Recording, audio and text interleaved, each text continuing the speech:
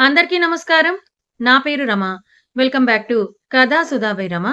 Contract marriage. రచయిత తనూషా రెడ్డి గారు. మరి కొండ మీద నుంచి జారి పడిపోయిన ఆయిషి తనని కాపాడిందెవరు? అయాజా?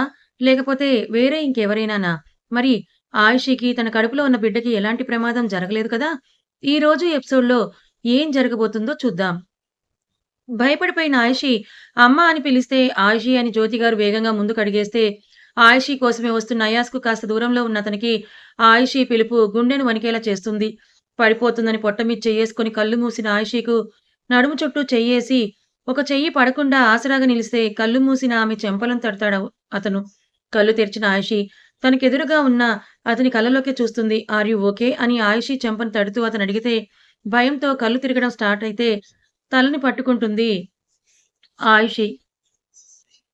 తలను పట్టుకున్న ఆమెను జాగ్రత్తగా ఆ రాయి నుండి కిందకు దింపితే అప్పటికే చేరుకున్న అయాస్ ఆయిషిని తన చేతుల్లోకి తీసుకుంటూ, "ఆయిషి నీకేం కాలేదు కదా?" అని కంగారుగా అడిగాడు. "ఊహూ, కళ్ళు తిరుగుతున్నాయి అయాస్ గారు. ఇంటికి వెళ్ళిపోదాం" అన్న అయాస్ అతన్ని తేరిపార చూస్తాడు. Black jeans white Chinese collar షర్ట్‌లో క్లాసీగా కనిపిస్తే ఇంప్రెసివ్‌గా చూస్తూ థాంక్ యూ అని అతన్ని చూస్తూ చెప్తాడు. ఇట్స్ ఓకే అని ఆయిషి పొట్టను చూస్తూ, వైఫ్ ప్రెగ్నెంట్‌గా ఉన్నప్పుడు బయటికి తీసుకొని రావడమే కాదు, జాగ్రత్తగా చూసుకోవడం కూడా తెలియాలి మిస్టర్ అని అతనంటే, అయాస్ అతన్నే చూస్తాడు. జ్యోతి గారు ఆయిషిని చూస్తూ, తప్పు మాదే, ఇక్కడికి రాకుండా ఉండాల్సింది. వాటర్ ఫాల్స్‌ను మా అమ్మాయి ఆశపడితే తీసుకొని వచ్చాను. చాలా థాంక్స్ బాబు. సమయానికొచ్చి సేవ్ చేశావు. లేదంటే కింద పడుంటే అని ఇంక చెప్పలేక భయంతో మాటను మింగేస్తుందావిడ. కిందకు చూసిన అయాస్, ఆ రాయి కింది షార్ప్‌గా ఉన్న ఇంకో రాయి కనిపిస్తుంది. పొరపాటున పడిపోయుంటే తలకు చాలా బలమైన గాయం తగిలి చాలా క్రిటికల్ కండిషన్ అయ్యుండేది.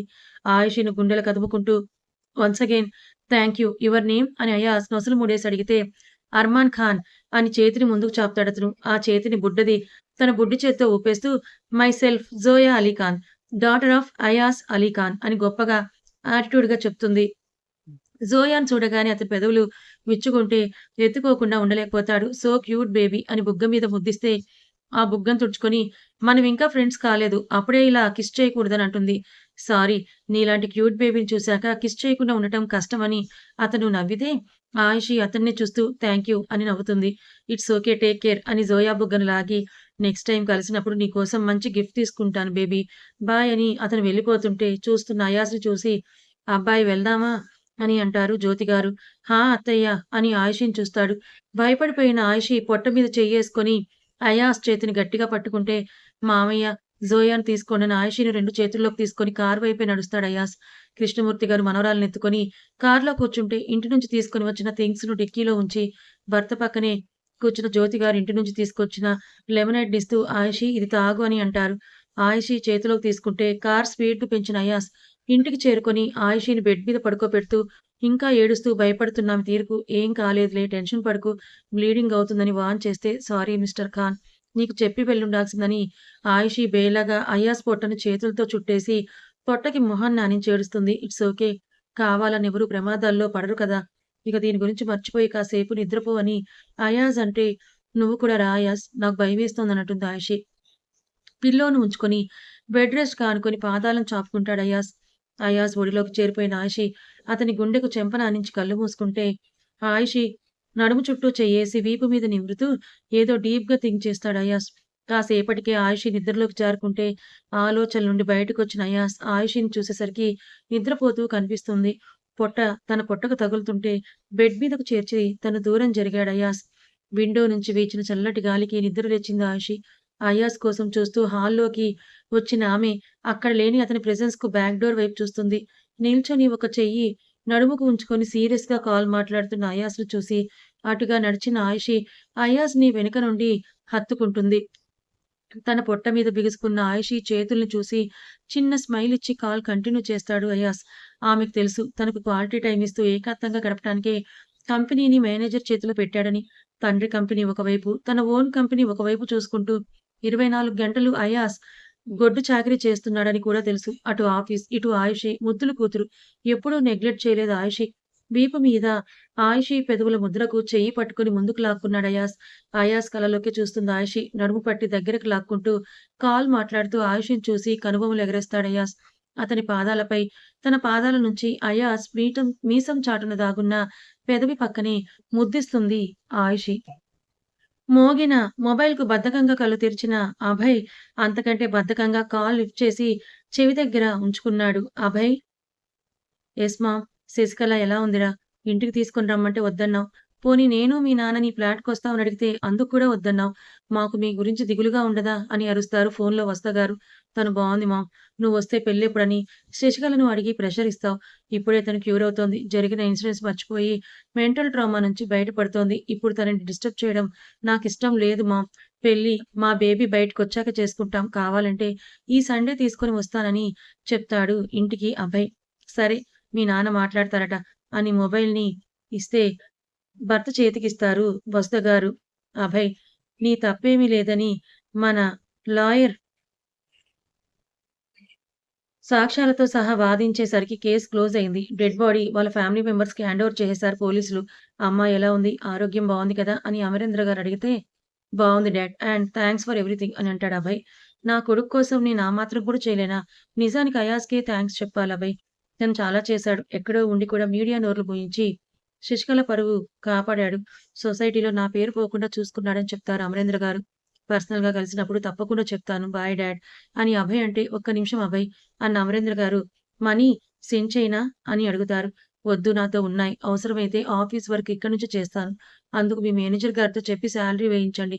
చాలని కాల్ కట్ చేసి బెడ్ దిగి శశికళ కోసం తన బెడ్‌రూమ్ డోర్ చిన్నగా శబ్దం రాకుండా తెరుస్తాడు అభయ్.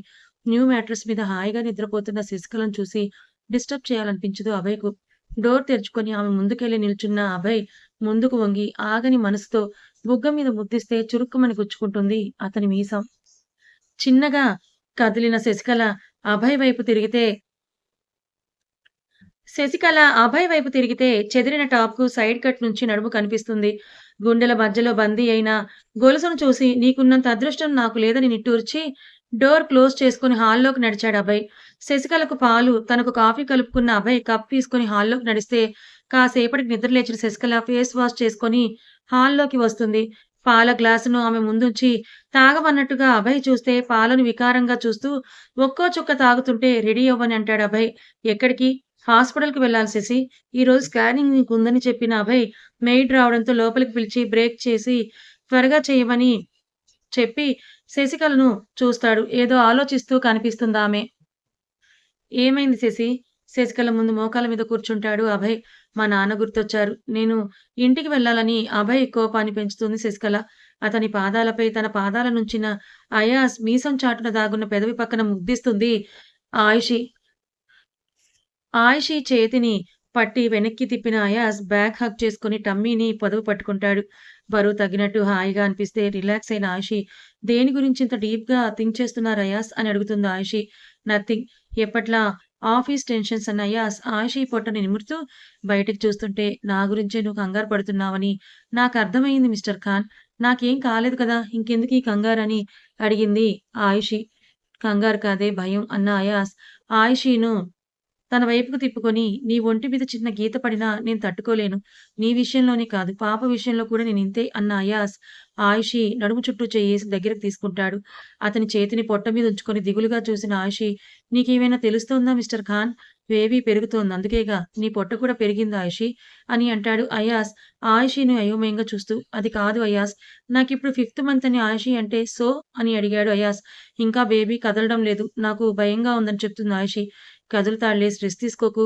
వాడు కూడా నీలా లేజీ అయ్యుంటాడని వెటకారంగా అంటాడు Ayaz. What do you mean Mister Khan? నేను లేజీనా? అని కోపంగా వెనక్కి తిరిగి చూసింది ఆయిషి. కాదు. అస్సలు కాదు. స్నానం చేయడానికి కూడా బద్ధకం చూపించని లేజీ బేబీ అని అయాజ్ విసుగ్గా అంటే, ఆయిషి ముఖం బాగా పండిన టమాటాలా ఎర్రబడుతుంది. సైడ్ స్మైల్ ఇచ్చిన అయాజ్ నిజమే చెప్పానని అంటాడు. అయాజ్ ఛాతీ మీద చేతులేసి వెనక్కి నెట్టి కోపంగా హాల్లోకి నడిచింది ఆయిషి. వెనకే నడిచిన అయాజ్ కిచెన్‌లో ఉన్న ఆమెను చూసి వెనకే నడిచి, "నువ్వెందుకు కిచెన్‌లోకొచ్చావు? ఏం కావాలో చెప్పని" అడుగుతాడు తనదైన స్మైల్‌తో. మూతి అటూ ఇటూ 3 వంకర్లు తిప్పిన ఆయిషి అక్కర్లేదని పెంకిగా సమాధానమిస్తే, ఆమె నడుముని పట్టి బొమ్మలా ఎత్తి కిచెన్ కౌంటర్‌పై కూర్చోబెట్టాడు అయాజ్. మిస్టర్ ఖాన్ అని ఆయిషి అరుస్తుంటే అటు ఇటు చేతులుంచి ముందుకు ఒరిగిన అయాజ్, యస్ మిసెస్ ఖాన్ అని పొగరుగా అంటాడు. సూటిగా ఉన్న అతను పదునైన చూపును చూస్తున్న ఆయిషి, నన్ను కిందకు దింపు అని అరుస్తుంది. నో, ఇలాగే ఉండని స్టవ్ వెలిగించి పాన్ ఉంచి ఆయుషి కోసం వేడిగా పాస్తా చేయడం మొదలుపెడతాడు. భర్తను ఓరగా చూస్తున్న ఆయుషి నోటికి క్యారెట్ అందించిన అయాస్ బుగ్గను బైట్ చేసి వదిలాడు. క్యారెట్ నములుతూ మిస్టర్ ఖాన్ నువ్వు బెంగుళూరుకు ఎందుకు వెళ్ళావని అడుగుతుంది. కనిపెట్టేసిందా? అన్న అనుమానంతో ఆఫీస్ వర్క్ రా అని అబద్ధం చెప్పిస్తాడు అయాస్. చూసుకోవడానికి ఆహిల్ అన్నయ్య, మామయ్య ఉన్నారుగా. అబ్బో! ఇప్పుడు రెస్ట్ మోడ్‌లో ఉన్నారు. ఆహిల్ కావ్యతో సెకండ్ బేబీ ప్లానింగ్‌లో బిజీగా ఉన్నాడు. ప్రెషర్ ఇవ్వడం ఎందుకని నేనే వెళ్ళాను. ఓహ్! మరి శశికళాబాయి ఎలా ఉన్నారు?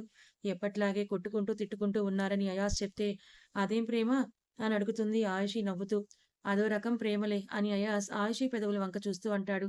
మరి మనదేమి ప్రేమ? నీ మీద రోజురోజుకు ముదిరిపోయిన ప్రేమ. చూసిన మొదటి చూపులోనే పుట్టిన ప్రేమ. నువ్వే కావాలని పరితపించిన ప్రేమ. నువ్వే నా ఊపిరి అన్నంతలా నిన్ను నాలో నింపేసిన ప్రేమ. నవ్విన ఆయిషి అబ్బో! కవిత్వాలు చెప్పడం కూడా వచ్చా ఈ యాంగ్రీ బర్డ్‌కు? అని ఆయిషి అయాస్ కలర్ పట్టుకొని దగ్గరికి లాక్కుంది. ఎవరే యాంగ్రీ బర్డ్? అని ఆయిషి నడుమును గిల్లాడు మునివేళ్లతో అయాస్. తమరే చాలా కష్టపడి మీ ఫేస్‌లో ఈ స్మైల్ వచ్చేలా మార్చుకున్నాను నేను. ట్రూ.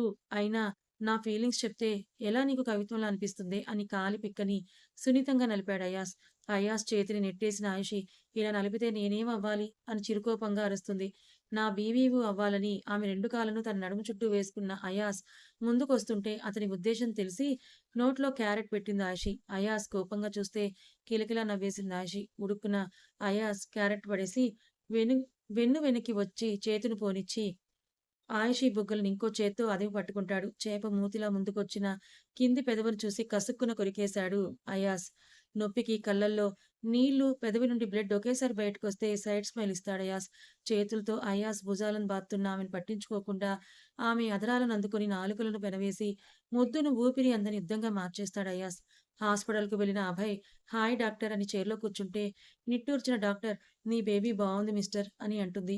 అదేంటి ఇప్పుడు స్కాన్ చేయలేదుగా అని అభయ్ అడిగితే శశికళ అర్థం కాక అయోమయంగా చూస్తుంది. మీరు స్కాన్ చేయించుకొని వెళ్లి 1 వీక్ కూడా అవ్వలేదు మిస్టర్. మళ్ళీ స్కాన్ చేసినా సేమ్ అదే బేబీనే ఉంటుంది కానీ ఆ బేబీ ప్లేస్‌లో మార్వెల్ హీరో ఉండడు కదా! నిష్ఠూరంగా ముఖం పెడుతూ అంటుంది డాక్టర్. వేలతో రోజులు లెక్క పెట్టుకున్న అభయ్ 6 డేస్ అవుతోంది కదా! ఇప్పుడు చెయ్యండి బేబీ గ్రోత్ ఎలా ఉందో నాకు తెలియాలి. I am the father of child. So నాకు నా బేబీ గురించి తెలుసుకునే రైట్ ఉంటుందని అడ్డగోలుగా వాదించడం మొదలుపెడతాడు అభయ్. శశికళ అభయ్‌ని కోపంగా చూస్తే ఉష్షో! అని చేత్తో తలపట్టుకున్న డాక్టర్ ఏమ్మా! ఇతనిలో నువ్వేం చూసి లవ్ చేశావని శశికళను చూస్తూ అడుగుతుంది. శశికళ మేం లవ్ చేసుకోవడం ఏంటని అభయ్‌ను కోపంగా చూస్తే పెళ్లవ్వకుండానే ప్రెగ్నెన్సీ ఏంటని డాక్టర్ అడిగితే నేనే లవర్స్ అని వి ఆర్ ఇన్ రిలేషన్‌షిప్ అని చెప్పాను బేబ్ అని ఆమె చెవిలో చిన్నగా గొణిగితే శశికళ కోపంతో పాదంతో అభయ్ పాదాన్ని తొక్కుతుంది కసిగా. అబ్బా! వదలవే అని అభయ్ అంటే విషయం పూర్తిగా తెలియని ఆ డాక్టర్ ఏమ్మా! నిన్నే అడుగుతోంది. ఈ రొమాంటిక్ గుసగుసలు బయటికెళ్ళి పెట్టుకోండని విసుగ్గా చెప్తుంది. సారీ డాక్టర్ అని శశికళ బయటకొస్తే మరి నా బేబీ ఎలా ఉందో ఎవరు చెప్తారు డాక్టర్? అని అభయ్ సీరియస్‌గా అడిగితే నాయనా ఫాదర్ ఆఫ్ చైల్డ్ నీ బేబీ బావుంది. వారానికొకసారి ఏ డాక్టర్ బేబీ స్కానింగ్ చెయ్యరు. నెక్స్ట్ మంత్ నేను చెప్పిన డేట్‌కొస్తే అప్పుడు స్కాన్ చేసి నీ బేబీ గ్రోత్ ఎలా ఉందో చెప్తాను. ఇప్పుడు నువ్వు కూడా దయచేయి అని ఓపికగా చెప్తుంది డాక్టర్. మరి నా గర్ల్ ఫ్రెండ్ హెల్త్ ఎలా ఉందని అడుగుతాడు అభయ్. కథ ఇంకా ఉంది. పాపం అభయ్ దెబ్బకి డాక్టర్ వృత్తినే వదిలేసి పారిపోయేటట్టుంది కదా! మరి ఆ అబ్బాయి ఇంత కేరింగ్‌గా శశికళని తన కడుపులో ఉన్న బిడ్డని చూసుకుంటుంటే చాలా ముచ్చటేస్తుంది. కానీ మన శశికళకి ఆ అబ్బాయి కేరింగ్, ప్రేమ ఎప్పుడు అర్థమవుతాయో ఏంటో! మరో పక్క ఆయిషి కడుపులో ఉన్న బిడ్డకేమైనా ప్రమాదమా? లేకపోతే తను భయపడుతున్నట్టు మరి బేబీ ఎందుకింకా తిరగటం లేదు? మరి ఆయుష్‌ని కాపాడిన ఆ వ్యక్తి ఎవరు? అతనికి, అయాన్స్‌కి ఏమైనా శత్రుత్వం ఉందా? లేదా బంధుత్వం కలవబోతుందా? మీరేమనుకుంటున్నారో గెస్ చేసి కామెంట్ చేయండి. కథ నచ్చితే లైక్ చేయండి. Thank you so much for watching.